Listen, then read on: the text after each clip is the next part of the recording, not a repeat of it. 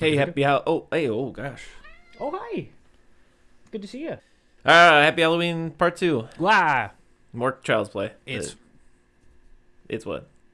It's table talk behind the scenes for everybody. Yeah. Currently, it's September 22nd. We're getting these done ahead of time. Yeah. And it sucks because I'm so bricked for Halloween, Chris. I'm watching so many spooky things. And I have like What else are you watching?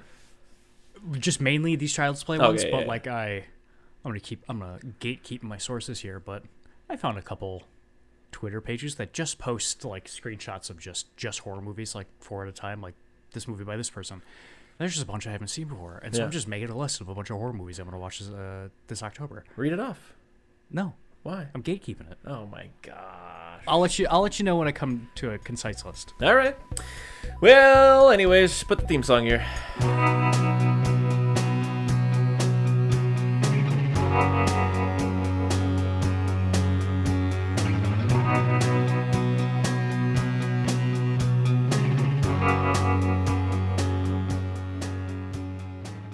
Eating Soup Alone is a podcast hosted by me, Christopher Crumley, and co-hosted by Nicholas Johnson. We try our best to ramble incoherently about a handful of movies at least once a week. We watched Child's Play 2 and Bride of Chucky. No, 3 and Bride of Chucky. Yeah, 3 and we watched Child's Play 3. To be fair, we did watch Child's Play 2. But that was so long ago. Who can even Remember. Yeah. Very different movies. I think there's like an 8-year gap or something, or 7-year gap here. It's like this came out like 91 or something, right? The Child's Play 3. Yes. No. This came out. Oh, you mean between these two movies? Yeah. There's like an 8-year gap, yeah. Between 3 and 4, basically. yeah. Yeah. Okay. I thought Not you much of a gap between the 2 and 3 though. Yeah, it was 9 months. Like a baby. They had just like a baby. I read somewhere that they had Don Mancini write the script before 2 was out, Yeah. and 3 is his least favorite because he's like, I just didn't have any new ideas. It was way too quick, and I was just like, I don't know. Here's I some agree. shit. 3 is my least favorite also because it's just there's some stuff to like there, but it's just like it's a forgettable one. Like it's you know. Yeah, I gotta say, Yeah. these Child's Play movies, Yeah. been a real sleeper hit for me. Yeah, they're not bad. That's the thing is they don't have crazy lows, I feel like. Exactly. I think I wouldn't consider any of these worse than the last one that I saw, you know? Sure. Like, I think I do probably like 2 more than 3. Yeah, I would agree with that. But I didn't have a bad time watching 3 at all. No, it's not a bad watch. Like all the other ones we've done, all the other slashers, like it just gets a point where like, oh Christ alive, can we stop doing these? But like so far we're 4 in, and I think by now, like, well, no. Well, Friday the 13th did have Friday the 13th 3, which I did not like. Yeah. And 2 is forgettable. And then 4 is good. And then, what are the other ones? Halloween. 1's good, 2's fine, 3's great, 4 sucks. And then 5's worse. 5's worse. And then 6 is worse. Nightmare. 7 is worse. 1's good, 2's better, 3 I don't remember. I don't remember a lot of the back half, but people love the back half. Because there's a point where like it's like they're like the X-Men but with dreams. Yeah, which sounds cool, but somehow it wasn't. It reminds me of the Friday the 13th, the New Blood one, where it's like, yes, not to me, but I get it that like someone being like, oh yeah, Jason versus Carrie sounds good, but no. But does it? That's my thing. Yeah, that's my thing with Nightmare. It's like they fight back in the dreams. They have powers too. Like, no. Yeah. That's not Nightmare on Elm Street anymore. That's something else. That's a Spy Kids movie for sure. Kind of, yeah. But that could be cool, but it doesn't work. But it wasn't, for me. yeah. Because like it's one of those things where like when you really get out there, go out there. But it didn't go out there enough for me. You get what I'm saying? Yeah. Like when like a John Carpenter's just like, yeah, I'm making this crazy movie, and you're like, okay, sure, you know. But it's John Carpenter, so it works. It's just an example, you know. I was going to say out of all of these, this is my favorite 3rd movie. Yeah. Out of any of them, but then I just thought about, I don't know, Halloween 3 exists, and it's definitely Halloween 3. So yeah, Don Mancini, gay man. Did not know that. Yes, gay gentleman. Hey, good for Don. Good for Don. The third one, Directed by John Bender. great. Written by Don Mancini. Money? Money, money, money. Budget of $13 million. Box office. Want to guess? I'm gonna guess it made $21 million. It made 20.5. So you're rounding up, you nailed it. Okay. And I think that's why Bride of Chucky came out almost 8 years later. Yeah. So we start off, and they're cleaning out the old factory, which has just been shuttered since the finale of the second one. Mm-hmm. Cobwebs, all kinds of stuff, and little Mr. Charles Lee Ray is just sitting there, all moldy, not moldy, but melty. Yeah. And they mix up a new batch, and his blood ends up spilling into the vat, basically. In just the best title sequence I've seen in any slasher movie that we've watched. This shit goes... Did you like that? Or was that the one you were sending me pictures of? Yeah. Oh, I thought that was Bride. But yeah, this does have a really good title sequence. It's so good. I would say this is probably my second favorite horror-specific title sequence behind Texas Chainsaw Massacre. Oh, yeah. Yeah. I agree with like that. the close-up, like I think it's close-up shots of the sun is what they say. That's pretty sick. Which is pretty cool, but that's not what it looks like. It looks weird. It's red and like almost it looks like, when people do like the projector with like the colors. Oh, yeah. It looks like that kind of a thing. But it's like, it's just that swirl of his blood, Yeah. and then what seems to be like the blood mixed with like the plastic skin tone of Chucky, and then it all kind of molds together into what is obviously what they did with Halloween with the pumpkin decaying in reverse, but it's just Chucky coming back together. Damn, yeah. I gotta also throw it up for probably Halloween Ends. I think Halloween Ends is title sequence. I'm trying to remember it. I think that's the one where they're doing stuff like that, where like the pumpkin comes out of another pumpkin and stuff, and it's just the pumpkins are on fire and stuff. I think it's weird. That might be Kills. I don't know. It could be all of them. Maybe they all do weird things. It could be Kills. One of them is... I think 2018 does the opposite of what the original does, where the original is just a pumpkin decomposing real fast, and then I think this one, 2018, does it in reverse. Okay. Or either flip-flop them, and then Ends and Kills, I don't remember which is which, but one of them is like pumpkins coming out of another pumpkin, and then another one is just 100 pumpkins coming at you. Yeah. So yeah. Such a shame people don't like that one. Such a shame. But hey, in my opinion, we like it and it exists. Yeah. Same thing with the Nightmare or the Friday the 13th Jason Goes to Hell one.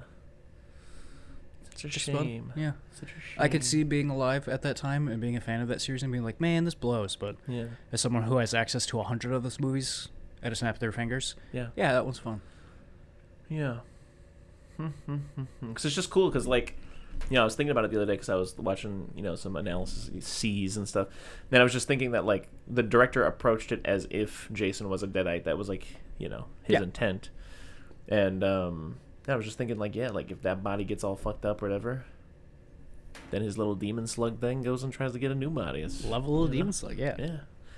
And it just makes it very, like, Twin Peaksy. We talked about this probably in the episode, just that thing where, like, you see his reflection, and then in Twin Peaks fashion, the reflection is Jason, even though you're looking at a guy who's not Jason, just like Bob. You know how, like there's a shot where Laura looks at her dad and sees Bob, but when she looks at him in real life. Exactly, yeah. Yeah, I don't know. It was cool to make it metaphysically and demony, I guess, in my opinion. I think. But anyways, we're not talking about that movie. So yeah, that happens, and basically, how does Charles this time around find out that Andy's at the army camp school? He uses a 1980s computer and just looks him up. Okay. He kills the CEO. Right. Because there's that boardroom meeting. And where he's like, nobody gives a fucking dick about Andy Barkley. Yeah, which I thought would have been really cool if Andy wasn't in this movie and that's how they started it. Yeah. But no, Andy's here. Yeah. That one nerd's like, hey, I don't think we should go back to good guys. This is real bad. And then everyone's like, fuck it. And they bring it back. And I like when he goes to the CEO. He goes, I respect your decision, and I'll do whatever you need me to do, but I just want to make it abundantly clear that I am against this. Yeah. And I like the CEO says something along the lines of like, hey, man, don't worry about it. I'll never forget that. It's just like, ooh, that's so good.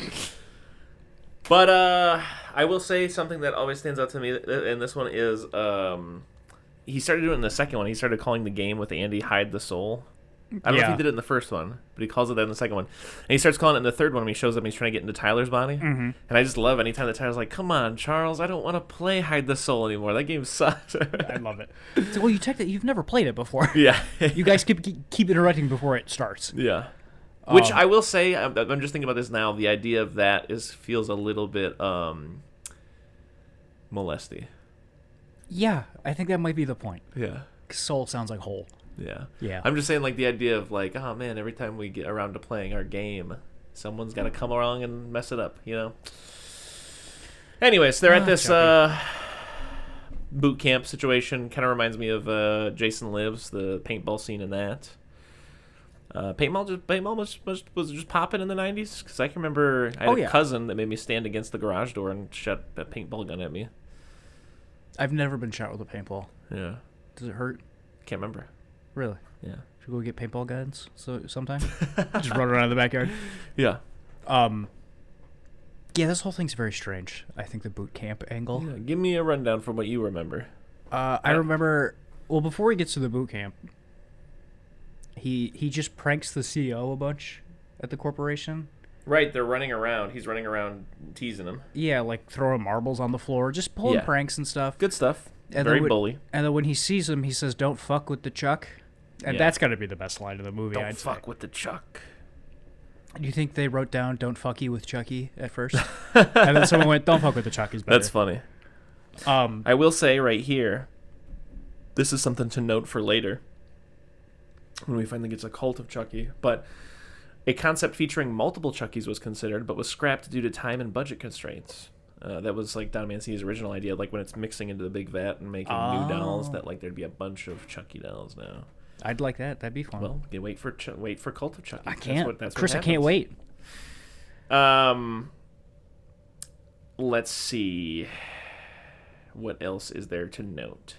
What are some of your other favorite gags in that beginning?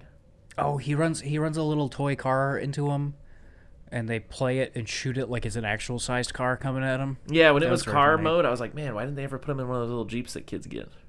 I don't think those were invented until 2000. Damn. Much like paintball, I guess, wasn't invented until 1991. Yeah. And then, just like marbles on the floor, tripping him. And then he chokes him with a yo-yo, I think. Which, it's a movie about an evil doll, so there's a lot of suspension of disbelief. But the one thing that does bother me is Chucky would not be able to choke a person, you know? Yeah. You put a child behind you and have them try to garrote you. That's not working. They're not heavy enough. Yeah. But anyway, he throws a bunch of darts into his back. I thought that was funny. That's good. And then, he uses Andy's computer to find Andy. And Andy's at the Kent Military School or whatever. Right. And I gotta tell you, nothing lamer than a kid could do than go to a military school. Like, when I watch, like, movies with people in boot camp and stuff like that, I'm like, all right, I get it. But when it's just, like, a bunch of kids doing it, I'm like, fucking relax. What are we These doing? These are children.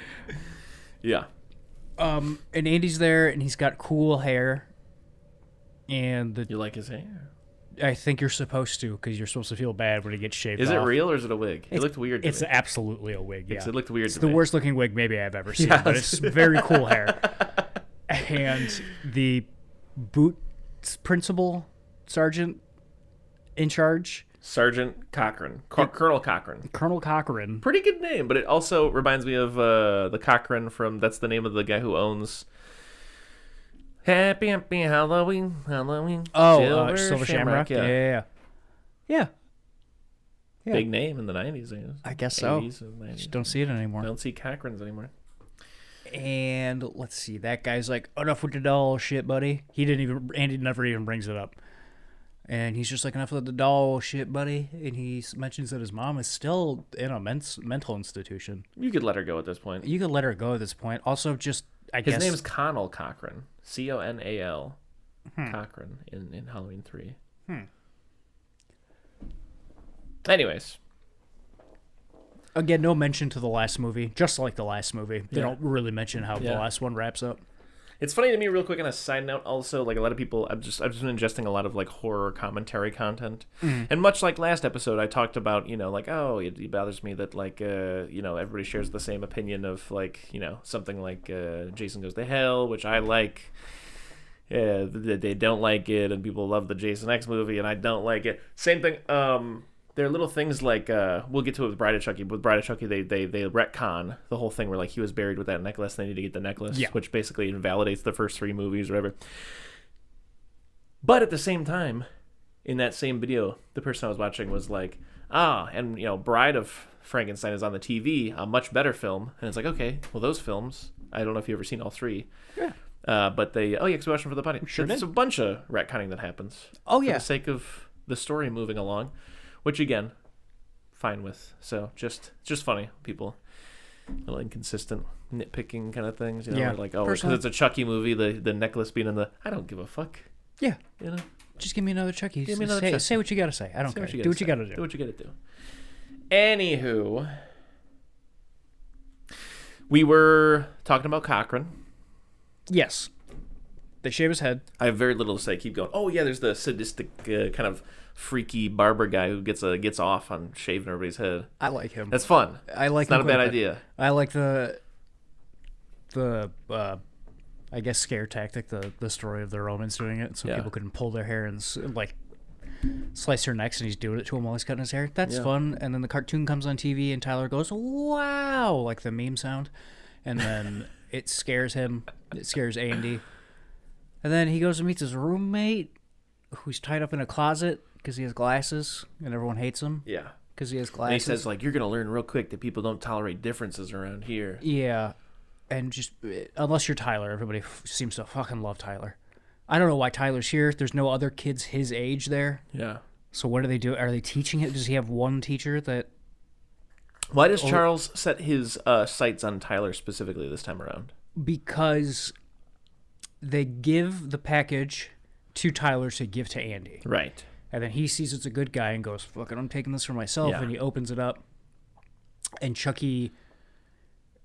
this is a retcon, goes, oh, I got a new body. So whoever I tell my secret to first now, I get their body. Right. So, hey, Tyler. Got a secret for you. I got a secret for you. Right.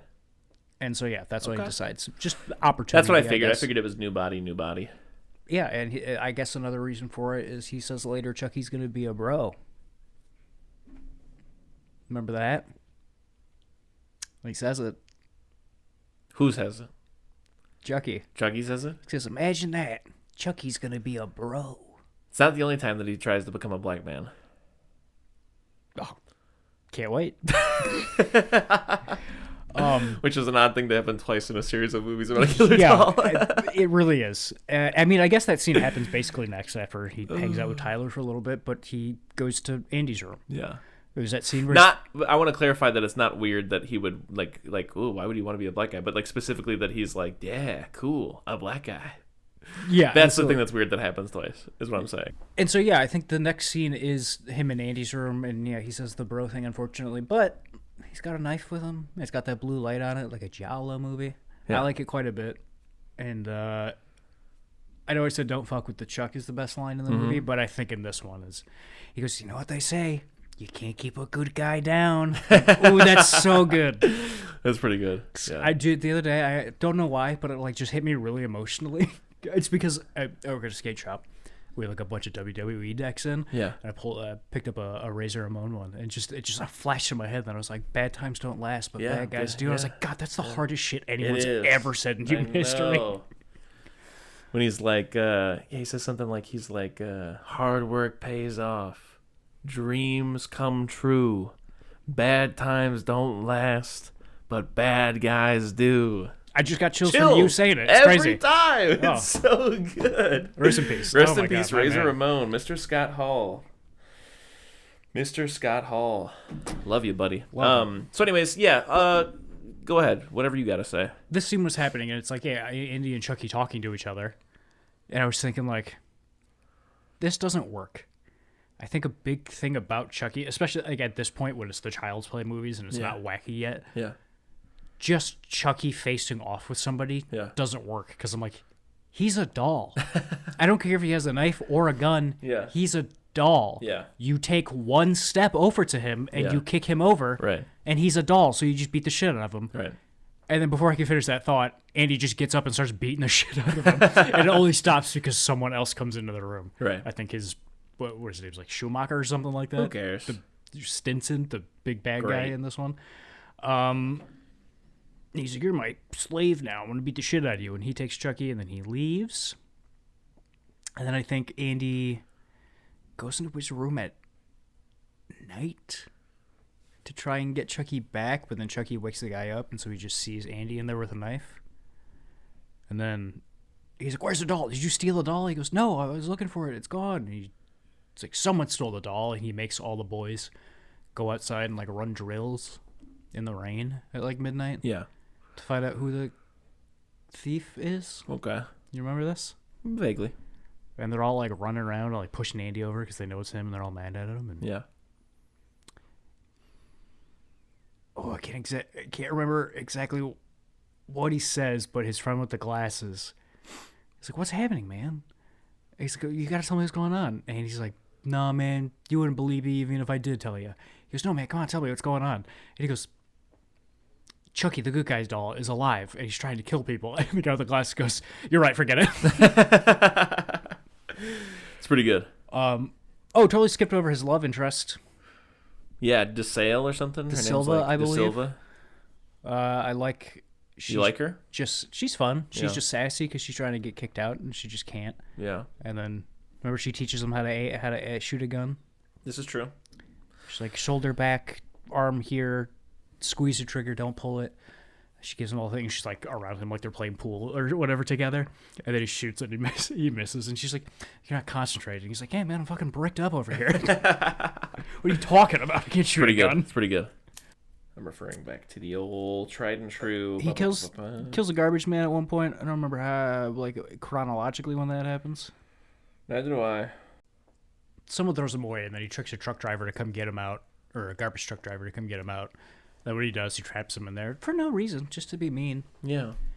And then, yeah, we get to the war games bit, I guess. Right. Red team, blue team. How do you feel about Chucky swapping the fake bullets for real bullets?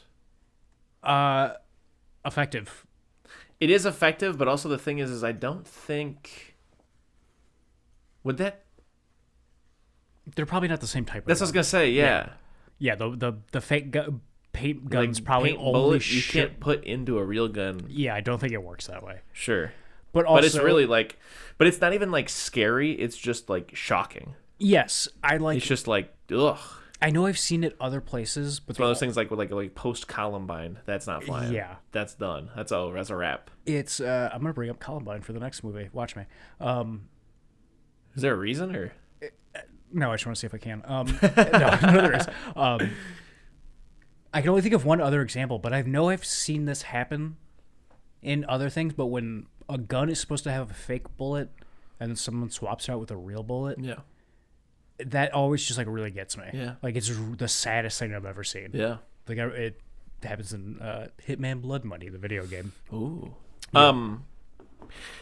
Isn't there a movie that came out There's a lot of them, in the early 2000s that was like about like the actual like that dramatizing the actual like Columbine shooting? Oh, I assume there has to be, yeah. Yeah, because I can remember my mom watching it, and it was like a kid in the bathroom like trying to pretend to be dead while like the shooting goes on. That's tough. That's really tough. Yeah, It really is. Yeah. It's like crazy tough. It's one of those things where like maybe slightly in poor taste after Columbine nowadays, maybe crazy poor taste. Because even like this past Friday, my sister Hannah's homecoming was cut short after 45 minutes because some balloons popped and everybody thought that's tough. that was going down. Yeah. I keep getting this ad on YouTube that's just a bunch of people hanging out at a club dancing and stuff like that. And there's like shots. Then there's shots fired and everyone panics and runs. And then the thing pops up that says, "Somebody could have prevented this. Speak up." whatever.com. And I'm like, that's not what we should be. We should be getting rid of guns. We should be. Yeah. Hey, hot take from this. If you movie see a podcast. gun, say something. It's like, maybe there shouldn't be. Yeah, maybe less guns. Yeah, because like the thing is like, here's what I'm saying. Oh yeah, let's get into it. Let's just go the moderate route. Okay. Have a rifle at your house that's like a sure. You know what I'm saying? Like a hunting thing for like deers or whatever. End of list of things, you know? I think that is how it is in the United Kingdom. You can own like hunting rifles, but that's pretty much it. Yeah, hunting rifles. Yeah. Maybe a handgun or something where you can go you know what I'm saying? But I mean, maybe. maybe. I'm just saying maybe. Handguns are too small. I think that's the big thing. Is you can take a handgun a lot of places. Yeah. But all I'm saying is, there's a clear line where like guns are ridiculous. Like a very clear line. To draw a comparison, I've been seeing this video on Twitter a bunch, but it's firefighters at a fire station training and learning how to get into a Cybertruck to do like Jaws of Life and stuff like that. Sure. And they're like, check it out. These firefighters, it takes them so long to get through this window. if a zombie apocalypse happens, you're safe in your Tesla, like, or in your Cybertruck. And that's the whole thing with the Cybertruck. Is like, hey, if there's an apocalypse, this thing's fucking bulletproof. Yeah. And everyone's like, hey, dipshits, it's really bad if the firefighters can't get into that car. Yeah. Because the zombie apocalypse isn't fucking real. Exactly. And so you're preparing for something that's never going to happen. Yeah. And that's kind of how I feel with like a lot of guns. Yeah. They're just like, oh, it's for protection. It's like, hey, get a paintball gun. You can protect your house, probably. Anyway. But yeah, that is insane to be actively watching a firefighter, which is a real situation you might be in, where a firefighter is having to use the jaws of life on your car, and trying to spin it is like, well, the zombie apocalypse. It's like, what the fuck are you talking about? You know, like, what the fuck are you talking about? Like, what the fuck are you talking about? Hey, guess what? If any type of apocalypse happens, yeah, the first people dying are people who buy Cybertrucks. Yeah, it's like, yeah, our car's so heavy the Hulk couldn't pick it up. Look at this. It's like, the Hulk's not real, right? Yeah, like, that's basically what you're saying. But anyways, we were talking about this movie. War games happens, the guns, Chucky, he's trying to hide the soul. They end up in the carnival. I like the carnival stuff. I do love when they're out in the woods and she takes them off on that walk and they see the shot of the carnival. Yeah. And it's very clearly they're standing in front of like a rear projection or whatever. It's just something we talk about all the time. Yeah. That's movie magic. That's just movie magic. It just looks so good, and I love it. I love carnival iconography, whether it's Carnival of Souls, or whether it's there's a Twilight Zone episode set in a carnival, or there's a Scooby-Doo, the original 1969 series that's set in the carnival. That's where that like robot, the blue one that almost looks like a monkey. Oh yeah, his name is he's got a real kick-ass name. He does. Every ghost in Scooby-Doo's name is an excellent band name. Yeah. Like 10,000 Volt Ghost. Ain't that great? That's pretty good. I gotta figure out what that guy's name is. But Robert the Robot. Hold on, let me see. Bobot the Robot. Scooby-Doo Robot. His name's Charlie the Robot. Charlie the Robot. Great band name, Charlie the Robot. It's great. I think Charlie the Robot's a great band name. It is. And, but they're doing the war game stuff, and before they go to the carnival, Chucky just kind of, like, lets it drop, and, like, he's calling people through the radio or whatever, and he's got De Silva hostage with a grenade. A grenade, yes. Chris, somebody jumps on a grenade in this Child's Play movie. He does, yes, the guy with the glasses. And it's visceral. It's tough to look at. It's pretty tough to look at. This is one thing I'll give this one, but also even the last one. I mean, all the Chucky, they got some stuff that's like, the first three have some pretty visceral stuff in it. Yeah. Some really visceral. Like you said, sleeper. Definitely a sleeper. And then, does he call anybody fuckers or anything like that? No. It'd be great if he called people fuckers. I'm sure he'll get to it. Yeah. He's got to have had, like, some banger in this. I can't. Well, don't fuck you with Chucky, or don't fuck with the Chuck. Well, he goes to the hell ride, Hellmouth, Hell House. Yes, but right before that, Tyler's running through the carnival, gets the security guard, tells him someone's chasing him. His friend Chucky's chasing him. Yeah. He needs help. Security guard opens a drawer, puts something in it. You can see a gun in there. And he goes, "Well, I found this. This might make you happy." And it was Chucky. And Tyler's like, "Oh no!" And then they leave. And then when they catch up with Chucky and Tyler. Remember last week when I was like, hey, well, how crazy would it be if Chucky just used a gun in this movie? Yeah. Wouldn't that just, like, make it crazy for you? In these next two movies, Chucky can't stop using a gun. Yeah. Just jump to my feet when he pulled a gun out in this movie. I will say in the next one, he fucking akimbo. He absolutely Double does, gun. And I was like, how come no one's ever ripped that out and then put it on a fucking t-shirt? Oh, we got to do that. Yeah. He gets to the carnival with a gun. He's chasing Tyler, correct? Tyler. Yeah, Ronald Tyler is his name. And I never thought about Tyler was his last name. That makes sense. Tyler's such a little boy's name that I was just like, that's that boy's first name. Yeah, it's his only name. Doesn't need another one. The carnival ride that they're at, the roller coaster, for some reason has a big Grim Reaper with a real blade on it, and it cuts Chucky's face off. Yeah, nasty. Nasty. It was very. I don't know why bodily harm on Chucky gets me every time. He's a doll, and I'm just like, oh, gross! It cut the side of his face off. Yeah.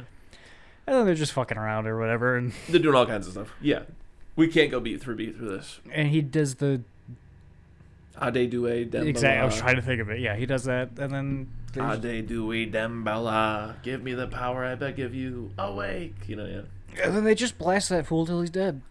They throw him in that big fan, too, and he gets all chopped up. Oh, yeah. That's why he has to get sewn up in the next one, which is an interesting piece of continuity. Yeah, I didn't even think about that. Yeah. And then they take away De Silva in a ambulance. Sure. And the cops are like, you got to come with us. And she's like, are you going to be okay, Andy? And he says, don't worry. I've been here before.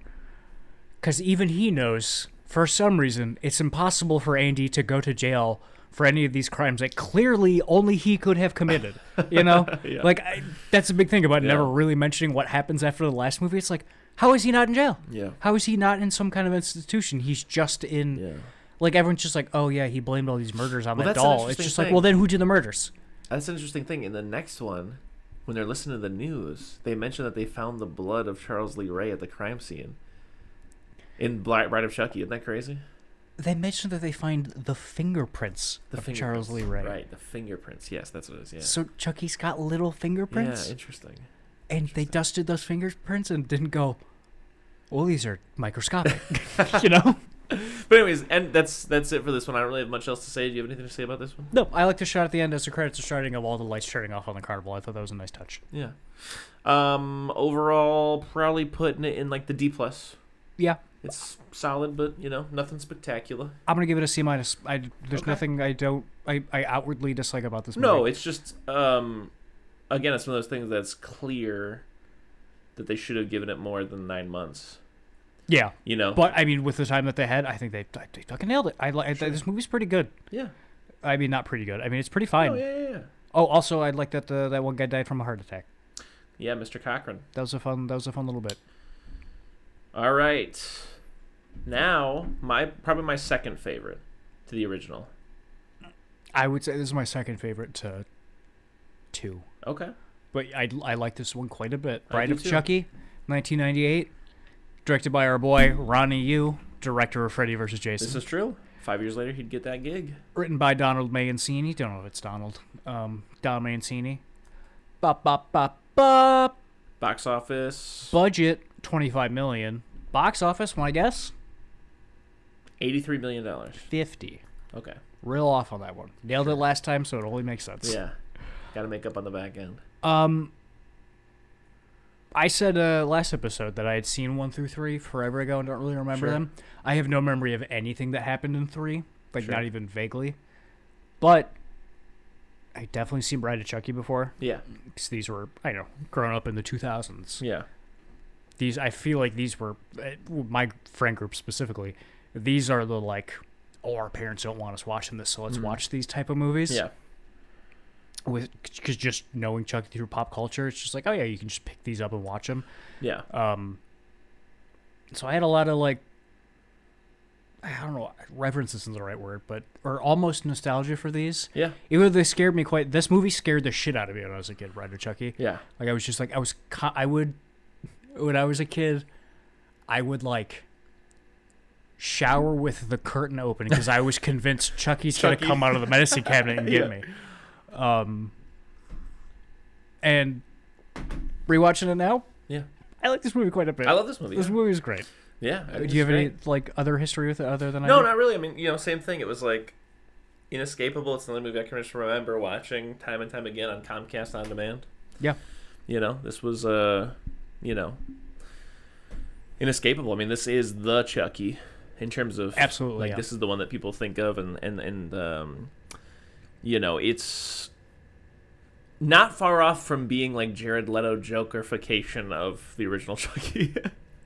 Yeah, but I think it works. It's the perfect thing that they could have done to Chucky. Absolutely, but it's very Hot Topic. This was huge for Hot Topic. Oh yeah, and this is so childhood Halloween to me. Yeah, This one really, really, really got me in the mood for fall. Oh yeah, because just that 90s, because I think for my specific age, just that late 90s, early 2000s glossy horror movie is just I think the epitome of that is. But I think the reason why this one works Bride. though is because it's a comedy more. Yeah, oh, absolutely. And that's the thing about the glossy 2000s horror is that so much of it is just not that spooky to me.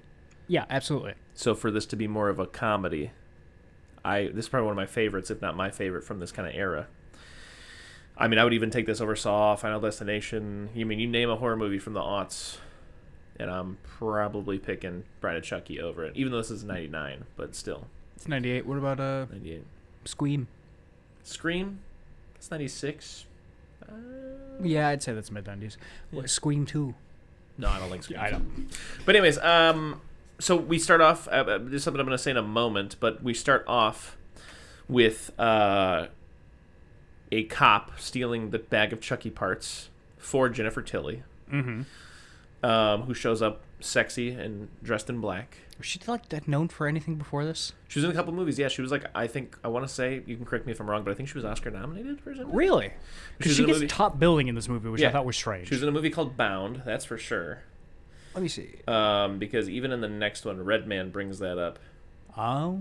That's right. Redman's in the next one. This is true. He is in the next one. Jennifer Tilly, when I was a kid, I thought, and I still do, she's a very beautiful woman, and I love a smoky-voiced lady. So love the smoky voice. She personally. I don't mean this disrespectfully at all. I could see how you would take it that way if you were Jennifer Tilly. Yeah. But she's weirdly a cartoon version of hot. She had a comedically hot too. I know. I'm looking at that right now. She's I don't know. I could see her in a Looney Tunes cartoon being a quote-unquote hot person, you know? But she's a real woman, which is strange. I don't want to talk about how hot I think someone is, so never mind. But it just doesn't...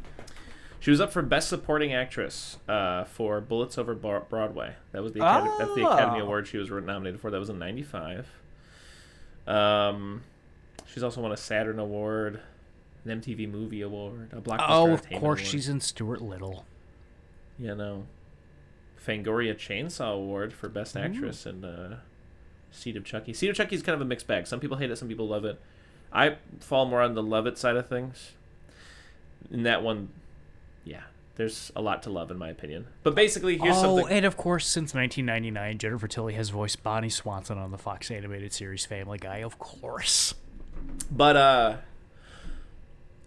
Will Lorenz had something that really colored the film for me. He was like, this is basically a John Waters film. Because I was thinking about her living in that trailer. Yeah, absolutely. And how she's kind of almost like a divine character. She's divine. I forgot that you had mentioned that to me until she's talking to her neighbor, our main character of this movie. Yeah, and she's talking about I did some spring cleaning, this is some junk I want to get rid of, put it in the trunk and stuff. Yeah, she's standing outside of her trailer and she has basically Divine's makeup on. Yeah. It's great. She's smoking a cigarette and his hair's sticking out of the trunk. But when he said it, Will said it when her boyfriend's trying to impress her by showing her a picture of a murder she did. And then she's like, looks familiar, I could tell by the nail polish, whatever, and catches him in that little lie.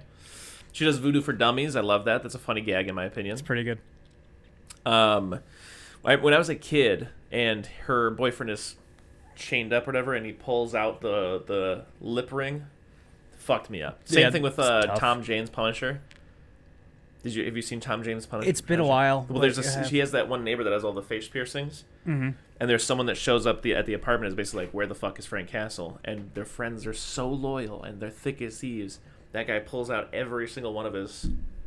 Ugh. And he doesn't give them up. He doesn't give Frank Castle up. Good. Hey, good for him. Because they're good friends. I think really all I remember about the Thomas Jane Punisher is A, when he lights that fire and it turns into the Punisher logo, and B, when he makes that guy hold a grenade. Real high, at a weird angle, so it's just using one specific muscle in his arm that no one ever works out. Yeah. It's great. I remember two things. One, one of my favorite, if not my personal favorite action sequence ever shot. Really? Yeah, the fight with the Russian. I don't remember it. You don't remember the fight with the Russian? No. You're pausing that recording right now. We're watching the fight with the Russian real quick. Okay. That was pretty sick. Pretty good? Pretty good. Pretty good? Pretty good. Yeah. I gotta rewatch Punisher. I think so. Guess. Yeah. Isn't it crazy long? I think so, and I think... At the very least, I remember when it was on FX, it was 3 hours long. The thing about it is I think everybody unanimously is the same way that people treat Ryan Reynolds with Deadpool. I think people are oh yeah, Tom Jane is Frank Castle. That's magnifique. Yeah. Yeah. I Nowadays, people like that Jay Barenthal one or whatever. Whatever his name is. I think Jay Barenthal is... She's out of my league. Seth Rogen's friend? Yeah. Who's the one that doesn't like naps? John Barenthal. John Barenthal. I think he's good specifically because he has a fucked up face. Yeah, and he's really like in your face, like, I don't fucking take naps, dude. Yeah, exactly. I'm fucking Andrew Tate, bitch. Like, especially as a Punisher or in a comic book looking thing, he looks like something that like John Romita Jr. drew. Sure. Like his face is just insane. So especially when he's all beat up and he's all cut and stuff like that, it's like, oh yeah, this guy came from a comic book and he's here to kick someone's ass. But back to this film. I also never saw Warzone. I did, but I don't remember it. Okay. I think someone burned it on a DVD and I watched it as a child. But so Chucky sits on his face. He asses him to death. I love. When did we stop deciding that bad people, like scary, dangerous people in movies, weren't goths anymore? I don't know. And it has to be because of Columbine, right? Like that's probably where that came from. It's just like, oh, goths and Marilyn Manson are dangerous. So if someone's a murderer in a movie, they wear black makeup and nail polish and stuff like that. Yeah. Silly stuff. Because in the 80s, it was like punk rock kids with like Liberty spikes and stuff like that, which I think historically throughout history, correct me if I'm wrong, with the exception of the skinhead punks, I think punks and goths have been pretty tame, you know? Sure. Like they graffiti and like prank people basically, but I don't know if I think that's the thing that like at the time in the 90s there was a lot of like exploitation style TV show that was just like people sitting there being like, what's the deal with all these spikes? And they're like, because we fucking hate you. We're prickly, don't touch. Exactly. Yeah. But he's pretty cringy though, that gentleman. I don't know his name. It's probably something like Black Rose, but he's talking about he's like you know what the French call an orgasm? La petite mort, the little death. Let's die a little and stuff. It's horrible. My man does not have game. Oh, totally skipped over. Oh, his name's Damien, like the kid from The Omen. Isn't that fun? Yeah, that's good. Totally skipped over at the beginning, the police lockup. Yeah, it's got the chainsaw, the hockey mask. I was like, oh, that's fun, nondescript hockey mask. Yeah. And then just straight up Michael Myers mask, and then straight up Freddy Krueger's glove. Yeah. Is this a Universal film? So Universal owns the rights to Halloween 2, so I'm sure that's how they got away with doing that. Okay. And then I do love that somebody dies at 3 minutes in this movie. Like immediately somebody's dead. Yeah. Anyway. But yeah, they kill him, and Tiffany is basically like, oh, I found the ring on the nightstand after you died. And he's like, the ring I got off of Jennifer fucking Silver Lake, whatever. He's like, that thing's worth like $5,000. And I love her being like, so you didn't want to get married? And him just fucking howling. Howling, yeah. Like, I think I said in Child's Play 2, I thought Brad Dourif was going a little overboard on it. Yeah. I think he was pitch perfect in 3. Yeah. And in this, he's overboard again, but in a different way that I think is perfect. When that happens, when he laughs at her thinking that he wanted to marry her, I was just like, oh, I know exactly who Charles Ray is now. Yeah. Like, just that interaction, I was like, oh, I know exactly what type of man, this is, other than a murderer, Charles Ray is. It was perfect. Also, Jennifer Tilly, she's great in this film. Oh, I think absolutely. Like, that's something that sells this film and the next film is that they have insane chemistry. And I think she's doing a lot of the work. Like, you buy those two. She's doing a lot of the work, especially at the beginning, because she's probably... I imagine Brad Dourif's not on set doing his lines with her, right? Right. Like, she's probably just doing it... With the doll, right. With the doll. And it's funny because, Brad Dourif probably has to have had pre-recorded his lines. Something like that. Because the doll's mouth is moving like... Sure, yeah. With the words, so... But, yeah, I mean, she kind of plays into, like, the bimbo thing a lot in, like, interviews I've seen, which I think is intentionally kind of a little tongue-in-cheek or whatever. But there's a behind-the-scenes clip of her talking about how nice it is to act opposite a doll because they don't get in your light. I love that. But anyways, I saw a nice little quote from somebody asked Gina Davis why her and Alec Baldwin aren't in the new Beetlejuice. Yeah. She goes, oh, something along the lines of like, well, it was never asked, but if I had to guess, I would say it's because ghosts don't age. Not that I've aged. I'm like, that's really good. That's really funny. It's pretty good. But basically, she puts him in timeout. She puts him in that little baby pin. She goes out and gets a bride doll for him. Love it. And he slowly scratches his way out with the ring. The ring, yeah. Yeah. And so that's after the morning where she asks her buff neighbor, who is... Our B plot is Katherine Heigl. Yeah, jump scared me, Katherine Heigl in this movie. And her boyfriend that her uncle doesn't like. Yeah. She like tries to fake beard gay guy that's safe and not her bad boy boyfriend. Which, now that I think about it, is the plot to Three's Company, which John Ritter is the star of. Very funny. And they get pulled over. She still gets in trouble. Yada yada yada. The gay friend, I can't remember his name. He's funny. I love him. He's great. I love John Ritter in this. Yeah. I wrote it down in my notes. I miss John Ritter. John Ritter's great in everything. He's just on fire in the 7 minutes that he's in this movie. Yeah. But I love that. Yeah.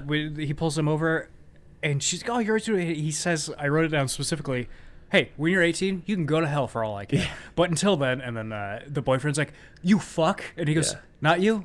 Yeah. Not Jade. Not anymore. Yeah. This is so good. Yeah, it's really good. No, yeah, this is one of those things where, again, this is a genuinely funny movie, and yeah, it's one of those things where, like, yeah, I feel like Don Mancini is doing great. It's in his bag.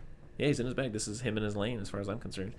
But yeah, so and then there's also the scene, which is kind of a bit of a play on a Texas Chainsaw Massacre 3 joke, where there's like a joke where Leatherface is playing with the speak and spell, and it keeps saying like spell human, and he keeps spelling out meat. That's fun.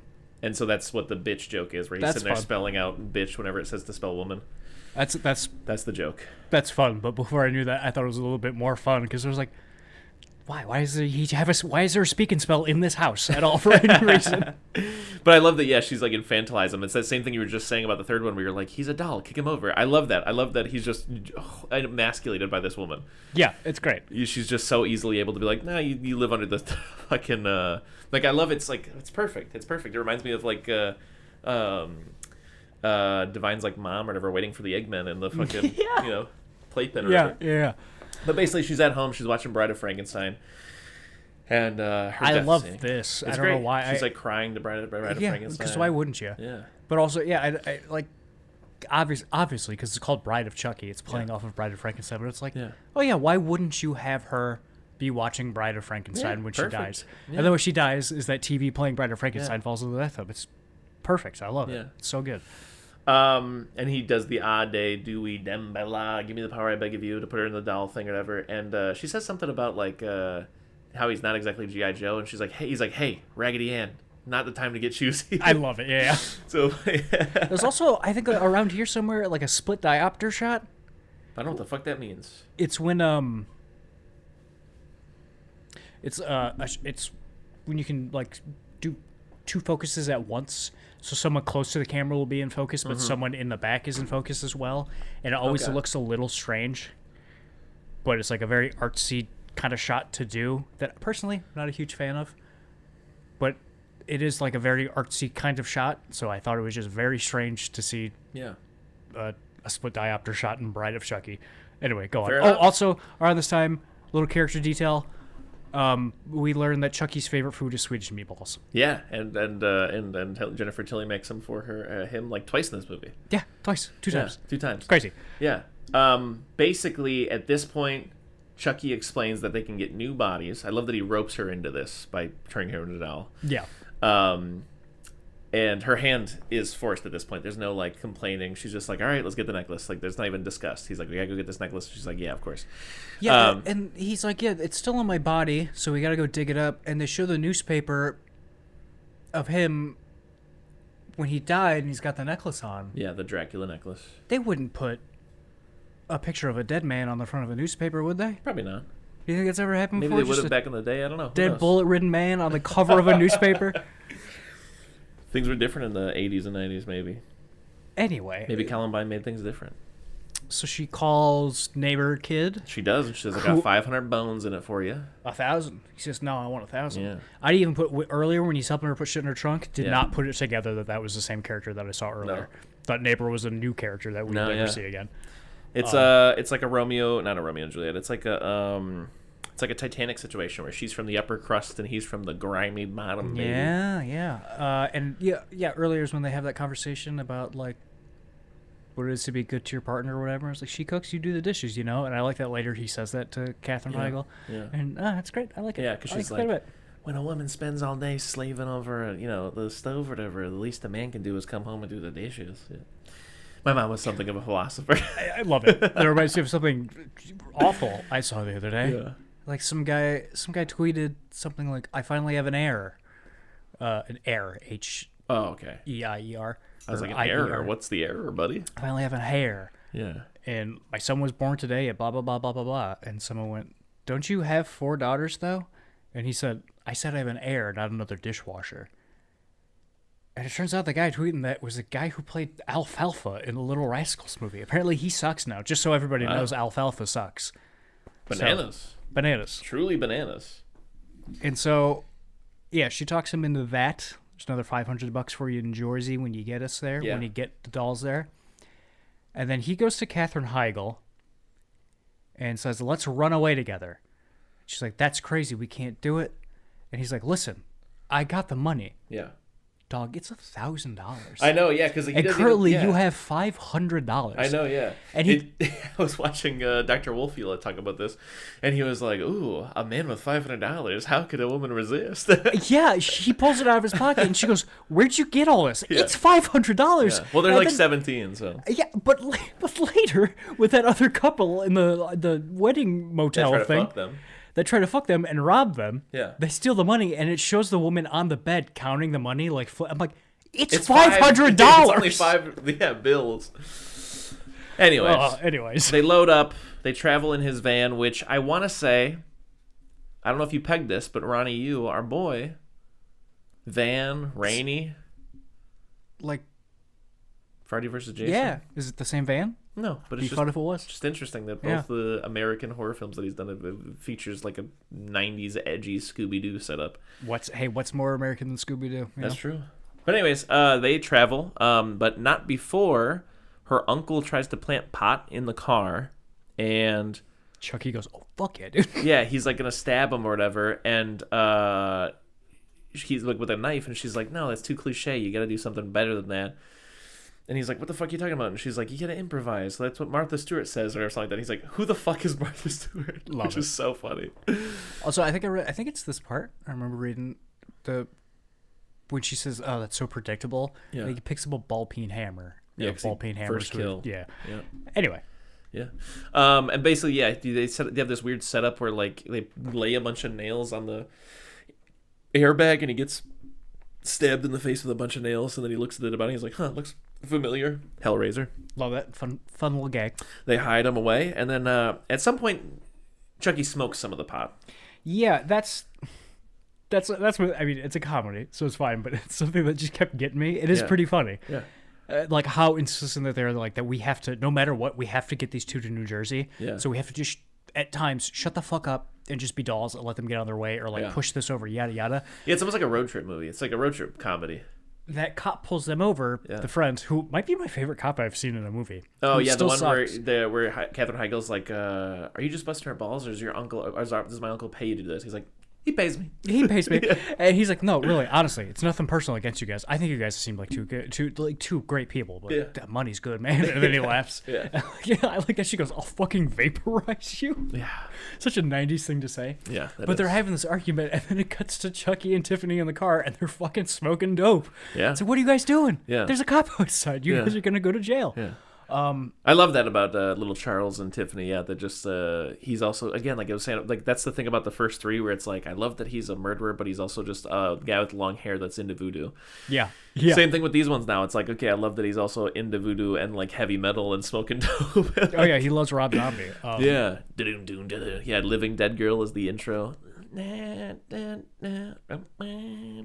also something I really appreciate about this scene. That they made the stoners like a bunch of like swing revival kids. Dude, I fucking cried laughing. When he puts the rag in the car to blow it up, and he's crawling back, and he flips off that guy that goes, "Rude fucking doll." Yes! That's what I was going to say. Rude fucking doll. Absolutely, I thought the joke was going to be the joke you see in a million movies, whether it's pot or booze or whatever. The guy's gonna look at his weed and go, "What's in this stuff, man?" But no, he just goes, "Rude fucking doll." Rude fucking great. doll is I love so goddamn funny. I love it. It's so good. I cried laughing to that. I'm pulling it up right now.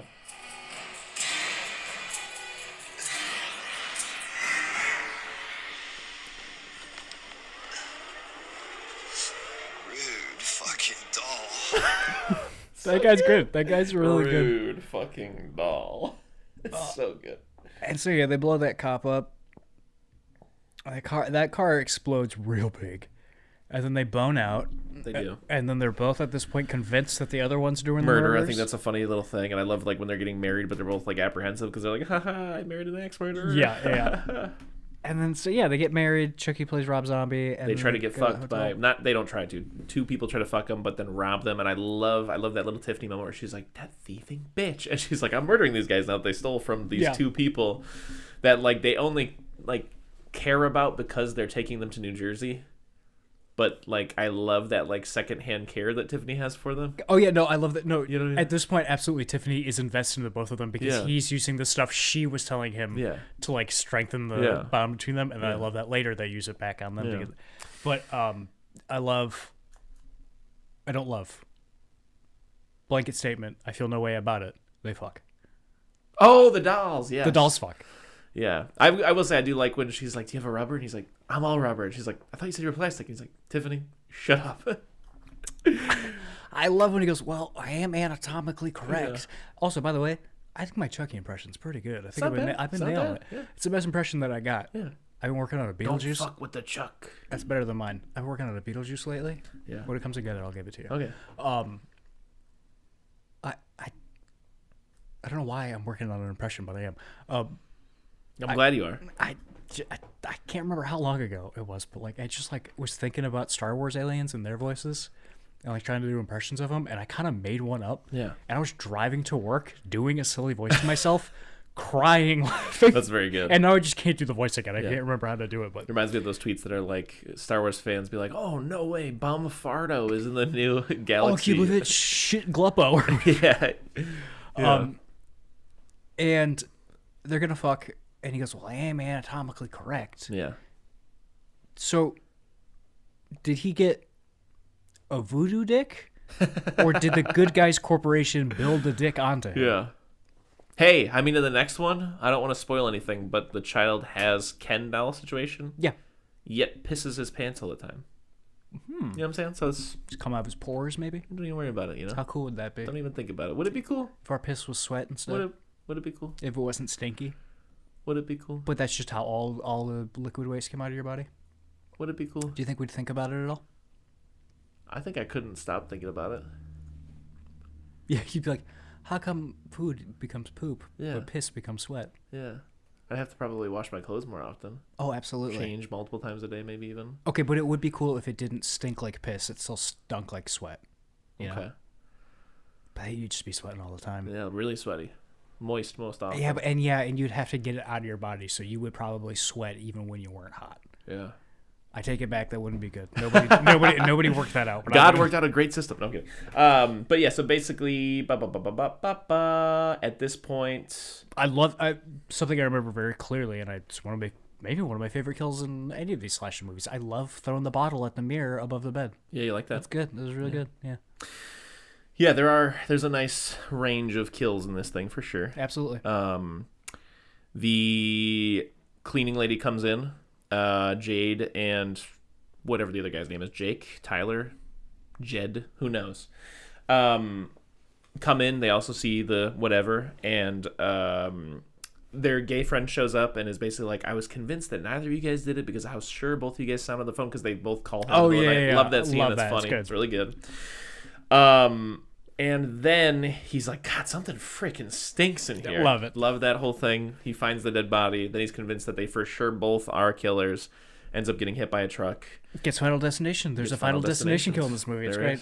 Yeah. And from there, they decide they have to get something a little less conspicuous. Fly underneath the radar because they're... I think they had just heard on the news that they're digging up Charles Lee Ray's body because of the fact that his fingerprints were found at the scene. Crazy. So they have to crazy. They have to beat the cops to the necklace. I love that they have this RV and your only explanation is the dead bodies in the closet. It's great. When she opens up the closet and there's two old dead people in there. I remember that. Yeah, she opens up. She's like, the gag is she's gasping at the dead bodies, but she's she says something like, they don't have tinfoil or something like that. You know? Oh, yeah, I must have missed it. Yeah. Yeah, no, I didn't clock that they are in an RV. when they crash. Yeah, that makes sense. I just I must have missed that part. Sure. Like I looked away or something like that, and then the van and the RV are basically the same vehicle to me. But okay, yeah. But he's up front, Chucky is, and he's like eating cookies and Swedish meatballs. He's getting fucking spoiled. And at this point, Tiffany has decided they've decided that they're using their bodies. They're going to switch into their bodies. And yeah, you're right. He flips Tiffany's advice for relationship back on Chucky and Tiffany, and implodes. They start fighting. He's like, "Hey, Tiff, these dishes, they're not going to wash themselves, Yeah. And she just starts going off about how plastic is no replacement for a nice hunk of wood and stuff. And he's like, "Believe me, she wasn't complaining last night," all kinds of stuff like that. They flip. Mm-hmm. And then, yeah, long story short, they're, in the fucking, the graveyard. He's trying to do the Ade Due Dembala. The kids fuck him up. She ends up in the oven. That's right. She's all toasty. Yeah. The detective shows up, and Chucky's like running around down there like, "I'll fucking kill you." He's like, "They're not going to believe this," And Chuck's got 2 guns, all kinds of stuff happens. And they blow him away. And then we missed it in the last movie, but it happens in this one too. I like when the detective shows up and goes, "Oh, they didn't do it. These kids didn't do the killing." Yeah. I like in Child's Play 3. Yeah. Kills the barber, and then Glass's kid shows up and sees it, and Chucky says "boo" or something like that, and he leaves and never admits to anybody what he saw. Yeah. Everyone, even until the end of the movie, I was like, "What just happened?" He was like, "Nothing. I didn't see nothing." Very funny. But yeah, so eventually they kill Chucky in the hole. He's like, "I'll come back. I always come back, but dying's a bitch." Yeah, I like that line. That was good. It was good. And so, and then the cop finds Tiffany, who is dead. Right. Quote unquote. There's a bit of a shovel fight that happened earlier too. Classic shovel fight. And then, surprised me. I don't know how I forgot, but yeah, she has a kid. Yeah. Yeah. Because when you're a doll, you doesn't have a take kid 9 faster. months. It takes 9 hours. If that. Yeah. Yeah. I think that's the picture, baby. Yeah. I'm gonna give this one a C+. Yeah, I'm gonna give it a C+ also, because I think that's what I give the first one, and I don't want to pass up the first one necessarily. But I do like this one quite a bit. I gotta start remembering what I'm giving all of them, because but I'm just I'm giving it what my heart feels in the moment. Right. I hear you. Well, that's that for that. But next week is gonna be Halloween Part 3. And yeah, it's gonna be Seed of Chucky, which came out another I want to say 6 years after this or something. They waited really? They waited a while. I didn't know that. Came out in 2003 or 2004 or something, maybe even 2005. And then Curse of Chucky, which there's another big gap there. Man, 2004. Wow. Yeah. How big is the gap until Curse?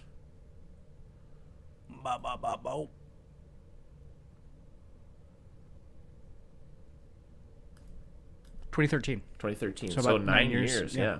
So there's a 6-year gap between this one and Seed, and then a 9-year gap between Seed and Curse. So we're in for some pretty drastic, tone shifts. Because Curse onward kind of shifts more towards horror being the focus, while retaining some of the comedy. Seed, though, is the last full swing into comedy, although I do think some of the kill sequences are a bit gruesome. Yeah, next one, bit of a mixed bag. But we're literally going to watch it right now. So, oh, god damn. Have you seen Seed before? Yeah. Okay. You remember Seed much or no? Or? I remember moments of it. Sure. Okay. Really excited for John Waters. Yeah. Any closing statements? I'm just flabbergasted right now that Seed of Chucky came out the same year as, The Killer's first album, or American Idiot. These things seem like 2 totally different decades to me. Crazy. So I guess what I'm saying is no, I don't have any closing thoughts. You yourself?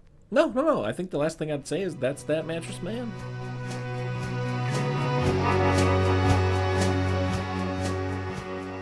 If you need more soup, follow us on Instagram, Facebook, and Twitter, or go to our website, eatingsoupalone.com. And until next time,